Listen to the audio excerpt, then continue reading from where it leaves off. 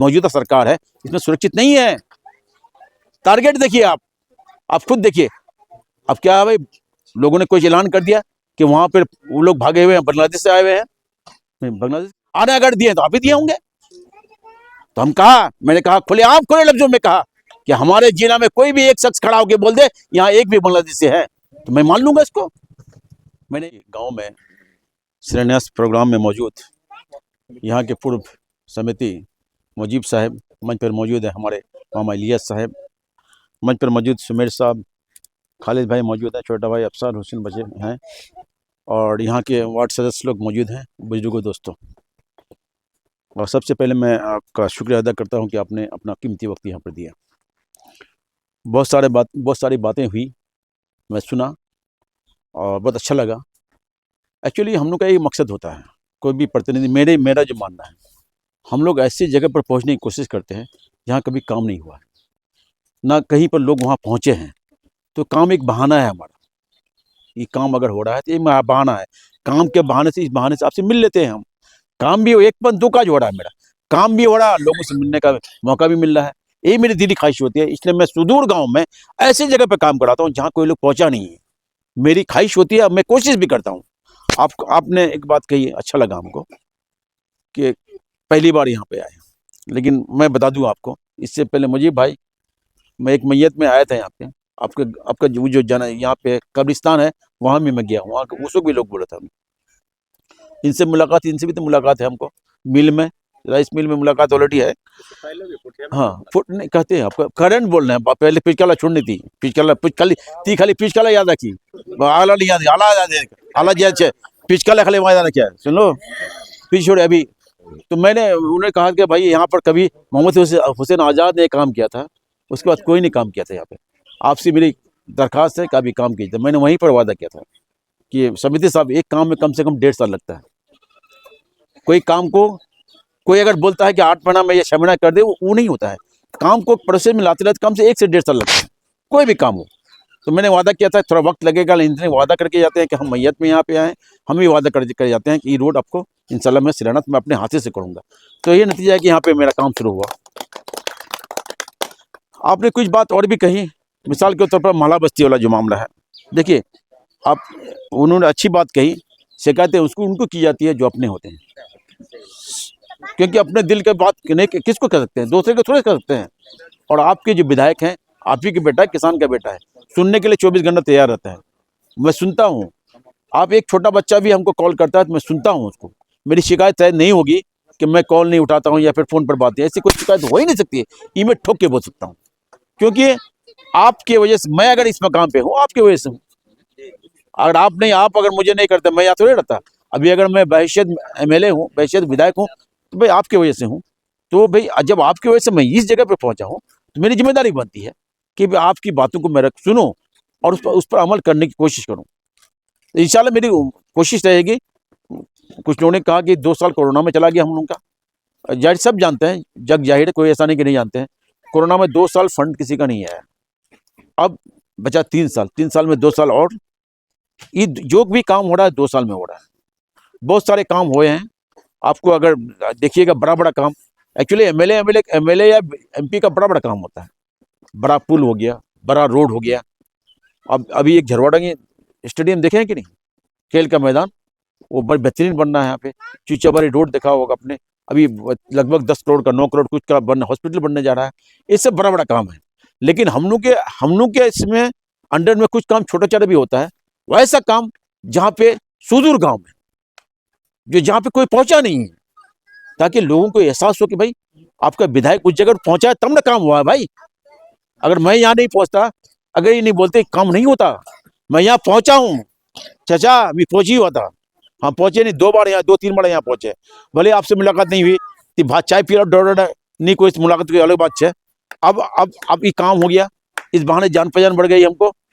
कोशिश शुरू होती है, कौन नहीं चाहता है कि हमारे हाथ से काम हो और लोग खुश हो। लेकिन एक बात है, एक कहा जाता है कि नेसेसिटीज आर अनलिमिटेड, जरूरियात की कमी नहीं होती, कभी कम नहीं होता है। आप जितने भी कि फलाना चीज हो गया तो वो फलाना बाकी है, वो हो गया तो फलाना बाकी है, तो कुछ काम बाकी रह गया भैया। एक प्रतिनिधि 5 साल में पूरा काम नहीं कर सकता है। कुछ काम बाकी रह गए हैं, इंशाल्लाह मुझे उम्मीद है वो काम भी होगा। उन्होंने मल्हार बस्ती बताया और दलवा बस्ती बताया, भले मल्हार बस्ती आपका वो रोड नाप के ले गया, तो नाप के करने का मतलब होता है वो रोड होना ही है, उस रोड को होना है। सरकार के प्रोविजन है, सरकार के नियम गाइडलाइन में है, ऐसे रोड जहाँ पे 35% आदिवासी और दलित लोग रहते हैं, उसे रोडों को प्राथमिकता के आधार पर किया जाता है। जिस रोड में आप आदिवासी लिख दिए या फिर दलित लिख दिए, आप उस रोड को पहले करते हैं कि 35% तो खर्च करना ही पड़ेगा, उसके बाद जनरल में आता है। तो 35% के हिसाब से जो होना था हो गया। अब तो जनरल जो लोग हैं, जनरल का काम होने जा रहा है, माइनॉरिटी लोगों का काम होने जा रहा है, काम तो हो रहा है। मिसाल के तौर पर आप सातमनी पुल देख लीजिए, जब सातमनी पुल ना, तो हम लोग भी समझते थे भाई, हम लोग खुद मोटरसाइकिल ले जाते थे, चेची पुल में जाते थे, तो हम लोग भी उसको कहते थे कैसा भाई यहाँ का प्रतिनिधि बन नहीं रहा है। जब अपने ऊपर जिम्मेदारी आती है तब पता लगता है कि भाई जिम्मेदारी ऐसी होती है, सब जिम्मेदारी को निभाना बड़ा मुश्किल होता है। कोशिश तो होती है, सब चाहता है, कौन नहीं चाहता है मेरा घर में बिल्डिंग बने, कौन नहीं चाहता मेरा विधानसभा सबसे अच्छा विधायक मेरा विधानसभा हो। और आपको खुशी इस बात पे होनी चाहिए कि आपका बेटा इतना काम कर रहा है। मुझे उम्मीद है पूरे बिहार में 1 नंबर पर विधानसभा चल रहा है, देख लीजिएगा, आप पूरा डेटा निकालिए, देखिएगा आपका विधानसभा सबसे आगे चल रहा है और लोकसभा भी आगे चल रहा है। तो इसका मतलब है कहीं ना कहीं हम लोग ताकतवर हैं। ये ताकत किस आप लोग ने दिया ना, अब हमको जिताया, माने सांसद जी जिताया, दोनों एक ही पार्टी के लोग हैं, दोनों एक साथ मिलकर काम करते हैं, तो काम जाहिर सी बात काम होगा, काम हो भी रहा है। लेकिन सब काम पूरा कंप्लीट नहीं हो सकता है, कुछ तो बाकी रहेगा भैया। लेकिन काम करने के साथ साथ मैं एक बात और कहूँगा, कोई किसी के लिए आपसे अगर दोस्ती है तो उसको भी वो चाहता है कि दोस्ती का कुछ फायदा उठा लें, है ना। तो मैं या फिर आपको कुछ अगर दे रहे हैं तो हम इस उम्मीद पे हैं कि कभी जरूरत पड़ेगी हमको भी दे सकते हैं। तो मेरा कहने का, हम अगर कोई काम कर रहे हैं तो हम भी एक उम्मीद पे बैठे हैं कि अगर हम काम करेंगे तो आने वाला दिन, जो दिन आ रहा है 8-9 महीने के बाद चुनाव होने जा रहा है, जाहिर सी बात है, उसमें मेरी दरखास्त होगी। अभी चुनाव तो टाइम बाकी है, चुनाव का अलग मामला होगा, उस वक्त आएंगे वोट मांगने का अलग बात है। लेकिन मैं एक रास्ता बता दूं, अभी जो हालात चल रहे हैं, देश की जो हालात चल रही है, हम लोग सुरक्षित नहीं है, बिल्कुल सुरक्षित नहीं है। आज हमारी सरकार बनती है सेंटर में तो हम बिल्कुल सुरक्षित हुए थे। एक वक्त था जब हम लोग की सरकार थी, हम बिल्कुल सुरक्षित थे, खुलेआम कर। लेकिन अभी जो मौजूदा सरकार है इसमें सुरक्षित नहीं है। टारगेट देखिए, आप खुद देखिए। अब क्या है भाई, लोगों ने कोई ऐलान कर दिया कि वहां पर वो लोग भागे हुए हैं, बांग्लादेश से आए हुए हैं। बांग्लादेश कहाँ से आए हैं भाई? यहाँ आने का 50 साल 100 साल हो गए। यहाँ पे हुआ कि नहीं हुआ है? हम ही लोग हैं जो आवाज उठाते हैं कि बिल्कुल नहीं। मैंने कहा, बात वालों ने सवाल किया मुझे कि आपके यहाँ मौजूद हैं, आपके बांग्लादेशी लोग यहाँ पर मौजूद है। मैंने कहा अगर मौजूद है, ये जिम्मेदारी किसकी बनती है? प्रधानमंत्री की बनती है, गृह मंत्री की बनती है। अगर बांग्लादेशी लोग आए हैं यहाँ पे, वो जिम्मेदारी आपकी है ना भाई। बॉर्डर पे कौन है? सरकार का ना है, सरकार के लोग ने बैठे हैं। आने अगर दिए तो आप ही दिए होंगे। तो हम कहा, मैंने कहा खुलेआम खुले लफ्जों में कहा कि हमारे जिला में कोई भी एक शख्स खड़ा होकर बोल दे यहाँ एक भी बांग्लादेशी है तो मैं मान लूंगा इसको। मैंने यहाँ तक कह दिया कि आपके जो अध्यक्ष हैं उनसे पूछ लीजिए भाई एक बार कि आपके यहाँ कोई बांग्लादेशी है क्या? भाई भाजपा के अध्यक्ष है ना यहाँ पे, भाजपा के लिए आवाज उठाते हैं यहाँ बांग्लादेशी लोग हैं। लेकिन मैं ये कहता हूँ, आपको खुले लफ्जों में कहता हूँ, अगर बांग्लादेश के लोग कहते हैं तो भाजपा के जो अध्यक्ष हैं उनसे पूछे कि भाई यहाँ बांग्लादेशी एक भी आदमी है, एक स्टेटमेंट ले लीजिए उनसे, पता चल जाएगा। नहीं कह सकते कि यहाँ है ही नहीं बांग्लादेशी लोग। ये लोग आज से नहीं, आज 100 वर्ष से हैं यहाँ पे, दादा हैं, बाप है, पोता सब है। तो मेरे कहने का मतलब है हम सुरक्षित, सरकार हमको अगर अच्छा होगा तो हम सुरक्षित होंगे। इसलिए मैं सबसे आग्रह करूंगा, बहुत सारे बात तो हो सकती है, आपका प्रतिनिधि होता है, कुछ काम नहीं भी सकता है, तो को बहुत सी चीज को भुला के हम महफूज रहें, हम आराम से कहीं चल सकें, हम पर कोई टारगेट नहीं हो, तो हम कम से कम महफूज रहेंगे। खाना पीना अल्लाह देने वाला है, वो अल्लाह देने वाला है, वो अल्लाह देगा। लेकिन हम से कम घर में महफूज तो रहे, कम से कम ऐसे सरकार को चुने जो महफूज रख सके आपको।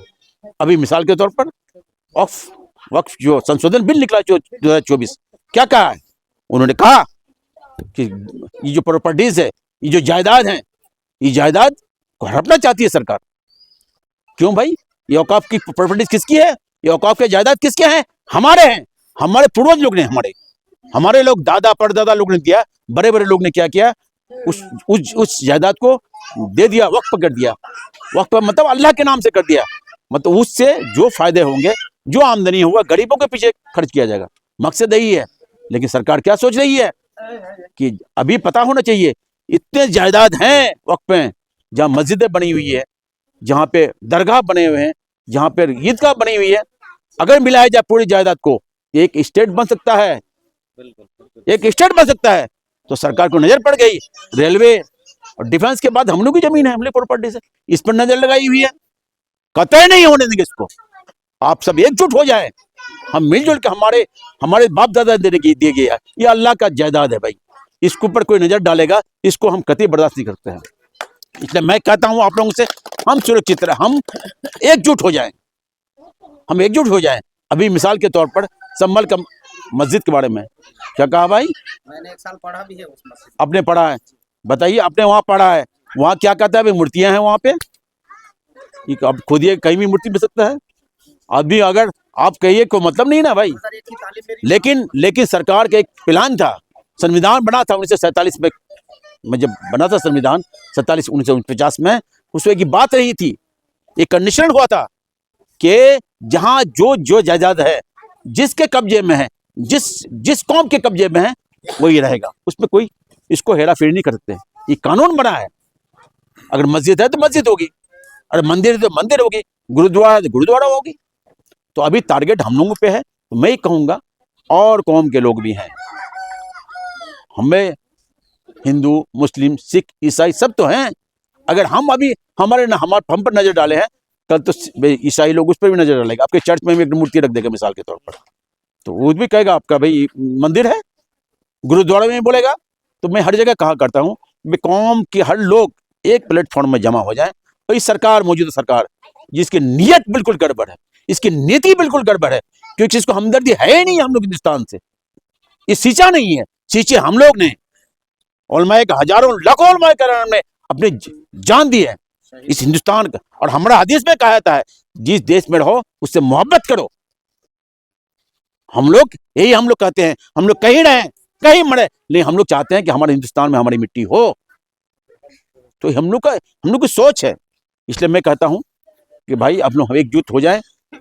प्रतिनिधि में कुछ हो सकता है, कोई काम रुक भी सकता है, लेकिन दुआ करें कि आने वाला दिन हम लोग के लिए अच्छा हो और काम अच्छा हो जाए। और इंशाल्लाह काम हो भी रहा है, थोड़ा बहुत काम है, इंशाल्लाह मेरी कोशिश होगी, काम होगा, बिल्कुल होगा। लेकिन आप तक कांटेक्ट बनाए रखिए, सब लोग मिलते रहिए, इंशाल्लाह सब काम होगा। अगर बोलने में कोई गलतियां होगी भाई माफ़ फरमाइएगा। बहुत बहुत शुक्रिया, आप लोगों ने वक्त दिया। अस्सलाम वालेकुम रहमतुल्लाहि व बरकातहू।